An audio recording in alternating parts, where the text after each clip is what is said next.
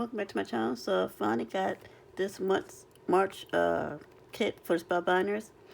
I mean, we're about to go into April and about to get the other kit, and well, I finally got it after almost a month. But I figured like this, better late than never. So March, you got the Garden Path embossing folder, and it looks like this.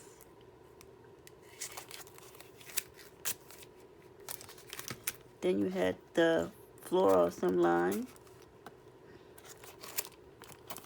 Oh, that is lovely.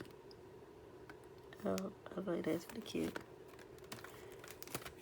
Then for the APG of the month, it got Bella of Roulette.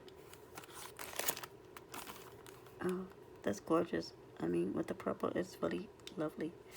I think if I even took it, still use the purple, but use it like purple and silver, that'd be cute. It's silver and purple. I think that would be real cute.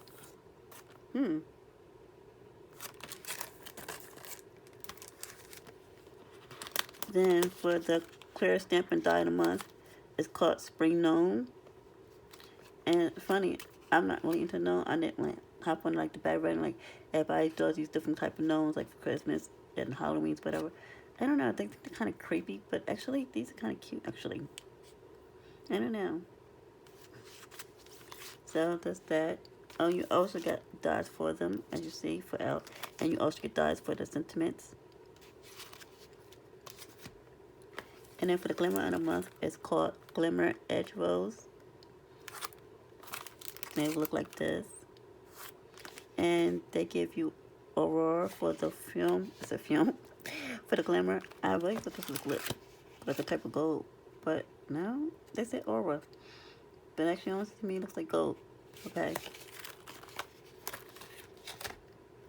And then for the small die of the month, it's called Floating Bunny. So this bunny can float. So it's like an inactive. And then as usual, you get your card kit of the month.